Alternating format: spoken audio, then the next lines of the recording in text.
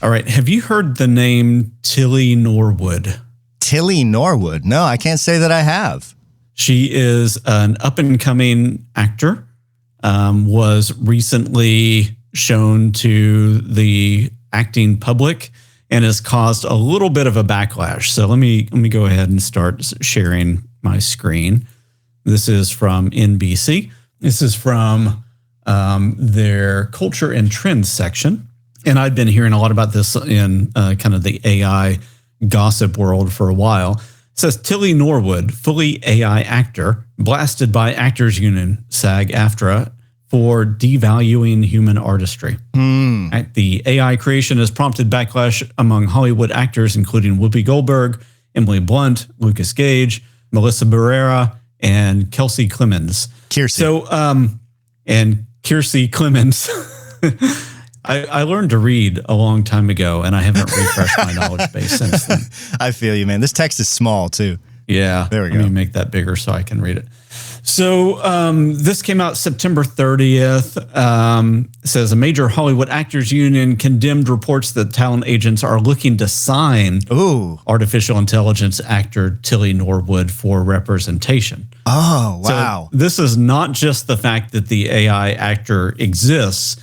It's that the talent was seen as valuable enough to need a broker to push it out, right? It's a program. What do you mean?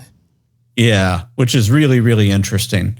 I'm going to show you Tilly Norwood in just a minute in the promo video that has everybody up in arms and the company that's behind that, because you and I think many of the viewers and listeners to and of this show will recognize that there's some cherry picking of footage that was used here.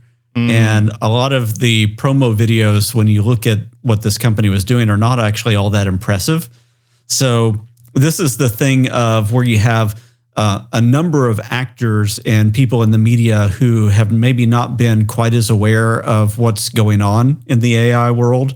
And then they're seeing these cherry pick scenes, and we'll see some of those cherry pick scenes in other AI generation contexts in a bit.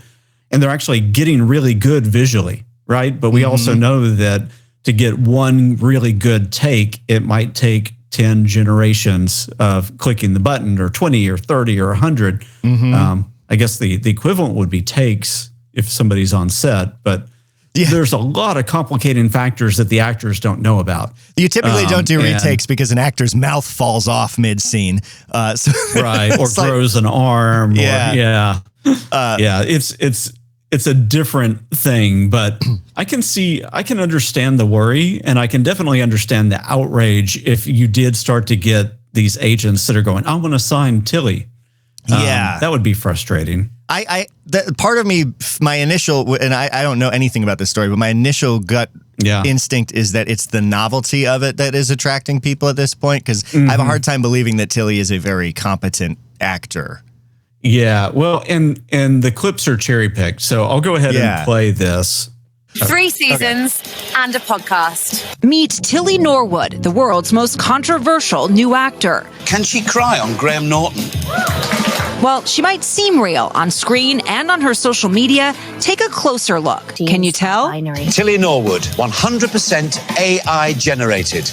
Yep, she's fake. Tilly Norwood is the first creation from a new studio that develops AI actors. And this morning, her mere existence has sparked outrage and concern about the use of artificial intelligence in Hollywood.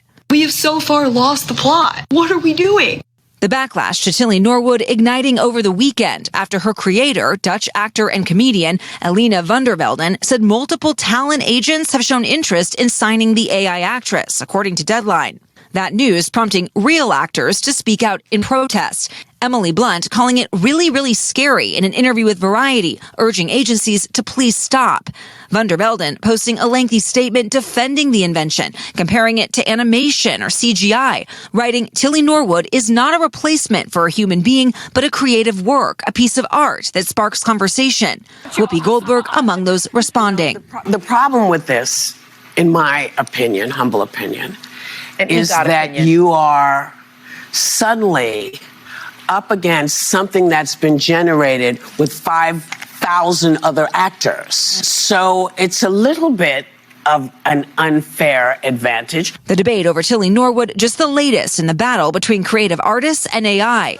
Last year, Scarlett Johansson threatened legal action against... We can stop that there, but yeah, I think you get the idea, right? Yeah, I don't really get what Whoopi was trying to say about it being an unfair advantage. Yeah. Well, I think it comes from not understanding, right? What she's thinking about is the training data that's involved with this, is that you can take, all the performances of every actor in the world and you can train a model based on that. And then you can say, cry like this person or laugh like this person or, be the spitting image of Heath Ledger in this performance, but with the looks of Cary Grant type of thing. But is that an unfair advantage, or is this all kind of deeply stupid? Because so to claim to be the creator of Tilly Norwood is a stretch to me, because the person is probably using a commercially available tool and just feeding in prompts and style guides. I can tell. Yes. I can tell. So how can you own that? You're not the creator of that. Right. Anyone could make Tilly. So that seems just dumb to me. They're capitalizing on the fact that most people don't know how this works. Yeah. And I think that when they said, hey, multiple agents are clamoring to hire Tilly, we don't know that that's true. It's just the person that runs this company said that. That's true. When it comes down to it, it's all a little bit of a skin or a lot of fronting over something that may not really be very good. Let me share some of Tilly's Instagram page. It feels to me like if I tried to start a business selling you, I'll find images for you. And then what I do is I Google things and I grab Google images and send them to you. This can't be sustainable. But anyway. So Tilly on Instagram has 46.7 thousand followers. She actually doesn't have very many followers for an AI social media influencer. There are some that are fully AI that have millions of followers. In fact, the first one was back even between, I think, the one that I talked about in the book, I think was 2015, 2016 timeframe. And it amassed, millions and millions of followers. So she doesn't have a huge following. There's very few photos here. Some of these you look at and you can immediately tell, this one here, that looks AI to me. This is has 142 likes. There's just a picture of some clothes on a bed. And then I think they came out and started saying that she was AI. And, the photos at a glance are not that bad. But when you get to the reels, what you start to see is that there's not much of a there. There's, I'll go ahead and play one. There's no audio to this. It's just a sample, it looks like, of them taking a frame of an AI-generated image of her, and putting it into something like Kling or Veo, and saying, have her wave. Nice and watermark. So you just have the picture of her waving. The bottom right corner. Oh, yeah, you do see it. Yep. Yeah. Let me go over here. This is a video that they showed of her doing a show reel, and there's no audio in this, which means that it was probably just generated using different tools that didn't support audio generation at the time. And some of these are clearly bad composites. They're just not great. Some of them look pretty good. Yeah, but it's remarkably high quality. We have come a long way in AI video generation, as we'll talk about more in this and the next segment. It's what has she so she hasn't even been in any movies yet. This is all speculative. No, she's not been in a movie or anything. It's all PR. So there's you're right, there's not much of a there. There's nothing here except trying to generate stink about this thing that they know people won't like, which is a fully AI generated actor. And then I'd be curious to know which talent agencies are clamoring after this, because I don't buy it. So I'm going to go to Particle 6's YouTube page real quick. Okay. And that's the company behind her. That's the company behind Tilly. What you'll see is that there's only 3 videos. Oh, yeah. Let me go to the thing where they announced Tilly, and we'll end with this because it kind of shows how they hype it. Sure. And some of the things that are interesting and problematic. One of the other things that you'll see with this video, if you take a look at it, this is a 2-minute video. Well, we won't show the whole thing, but they're saying, hey, everything in this video is AI generated, which is fine. They're disclosing that up front. What you'll see in this is that if you've been following anything that I or other creators in this space have been doing, this is no better than any of that. So this is not something where a big Hollywood-funded company has been spending, $500 million to generate Tilly. This is something that a creator at their house could spend maybe several hours or a few days or maybe even a few weeks on and come up with a consistent character that you can put in multiple scenes, a decent voice, some facial animation where you can take control of that. But all of this, they've only strung together a lot of these little 8-second clips, which means it's probably a lot of VO3 involved in this, combined with some stuff where they may have been using like HeyGen Avatar 4 or HeyGen's traditional avatar. There's lots of technologies that could be squished together to create a fairly believable sequence, but it's nothing new. And that's the thing that I want actors to know. There's nothing new here, and you can plug in and you can understand this right now. And they're doing nothing special. They don't have anything special. Yeah. This is not going to last. This is a flash in the pan moment. They created an interesting show reel, and PR splash. So we'll start with this. Every voice that's in this, every character is AI. Some of them very noticeably so. And then I think what you'll find is that they probably spent more time, attention, did more upscaling with the initial images for Tilly and things like that.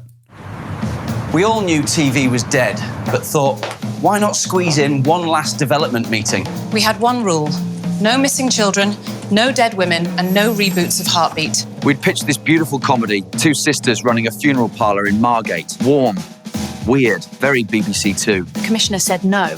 AI generated 100 better ideas in minutes, perfectly aligned to channel data, viewing figures, and optimized for the audience. The winning AI format? I know what you streamed last summer. An interactive thriller built from your streaming history and delivery orders. What? And who could forget the mental health format? Britain's Got Breakdown. Audience votes on who gets therapy.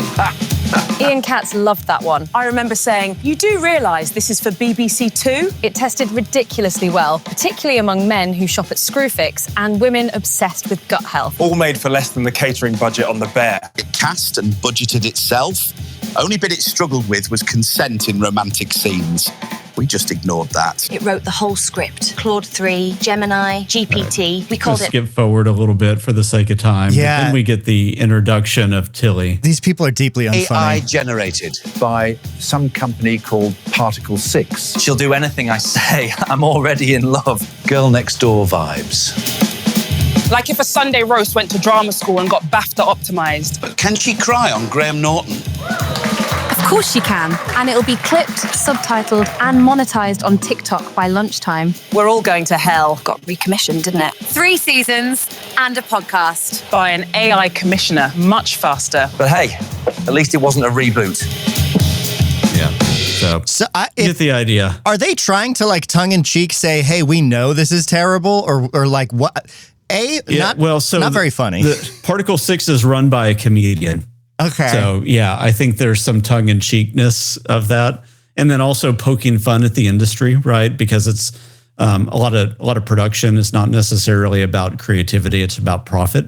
And so I think that there's some nods to that. I feel like it's a bit beyond the pale to be making jokes about how this AI-generated influencer crying on Graham Norton will be clipped and monetized on TikTok within minutes because that's how people actually talk about things they're actually trying to sell. It's impossible to tell what's a joke and what's not. Also, the things that were clearly jokes were a bit tasteless in there. The only thing from that video that I really enjoyed was "We're all going to hell."